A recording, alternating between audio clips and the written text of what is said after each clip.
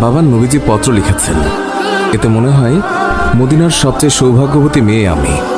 মেয়ের মুখে এই কথা শুনে বাবা আলহামদুলিল্লাহ বলে ওই সাহাবীকে ফিরিয়ে নিয়ে আসলো। বলল, তুমি যে আমার মেয়েকে বিয়ে করবে, দেনমোহর হিসেবে কি দেবে? তখন কালো সাহাবী বলল, আমার কাছে নবীজির ভালোবাসা ছাড়া আর কিচ্ছু নেই। ওই মেয়েটি বলল, বাবা আপনার তো অনেক টাকা আছে, নবীজির ভালোবাসার জন্য কিছু টাকা দেনমোহরের জন্য ওকে দিয়ে দিন। মালিক আরও বলল, বিয়ে যে করবে, কিছু কেনাকাটা করেছ আমার মেয়েকে সাজানোর জন্য? কালো সাহাবীর উত্তর, আমার কাছে কোনো টাকা নেই। ওই মেয়েটি আবারও বলল, নবীজির ভালোবাসার জন্য বিয়ের কেনাকাটার জন্য ওই লোকটিকে কিছু টাকা দিয়ে দিন। অবশেষে নবীজির ভালোবাসার খাতিরে মালিক সাহাবীকে কিছু টাকা দিয়ে বলল, যাও বিয়ের বাজার করে নিয়ে এসো।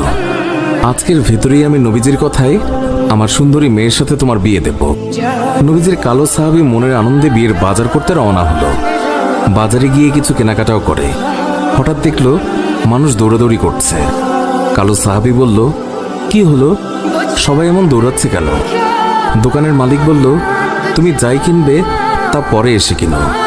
আমাদের সম্পদ মুসলিম বিশ্বের হযরত মুহাম্মদ সাল্লাল্লাহু আলাইহি ওয়াসাল্লামকে শত্রুরা আক্রমণ করেছে। এই বলে দোকান বন্ধ করে চলে গেল।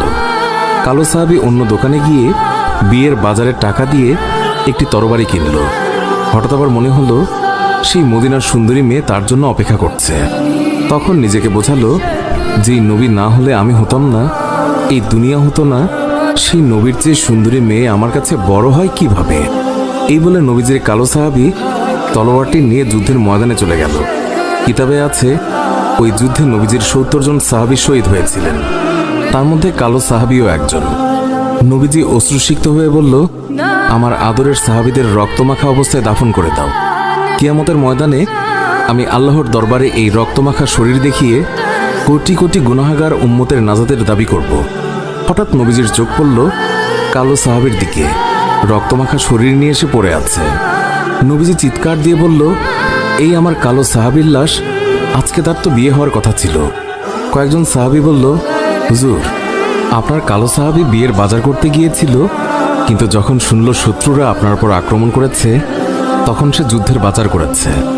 নবীজি কান্না বিজড়িত অবস্থায় কালো সাহাবীর দিকে তাকালো। কিছুক্ষণ পর হাসি মুখে বলল, দাও, তোমরা আমার কালো সাহাবীকে দাফন করে দাও। সাহাবীরা বলল, বেয়াদবি মাফ করবেন, আপনি কান্না অবস্থায় কালো সাহাবীর দিকে তাকালেন, আবার হাসি মুখে দাফন করতে বললেন, কারণ কি বলবেন হুজুর? নবীজি বললেন, তাহলে শোনো, আমার কালো সাহাবী বিয়ের বাজার